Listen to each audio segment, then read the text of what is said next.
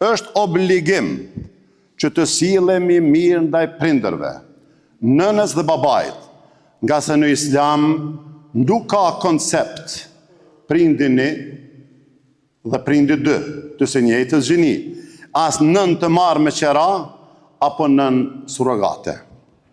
Pra Islami është kundër modeleve të familjes që devijojnë nga struktura tradicionale dhe parimet islame të burrit dhe gruas.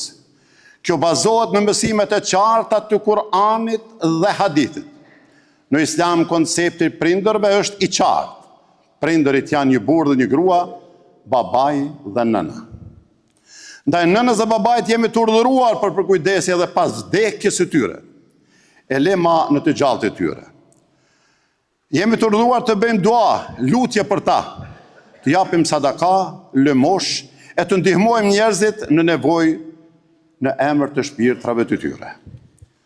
Zoti Xheleshanuhu në Kur'an po thot: lësho për atyre krahët e përuljes prej mëshirës dhe thuaj: o Zoti im, mëshiroj ata, ashtu siç më kanë rritur, edukuar, mëshiruar kur unë isha i vogël. Për kujdesja ndaj prindërve, gjyshërve dhe familjes mbar, siç po shihet, është edhe një mundësi për ta fituar kënaqësinë e Allahut Xheleshanuhu dhe shpërblimet e mëdha prej tij.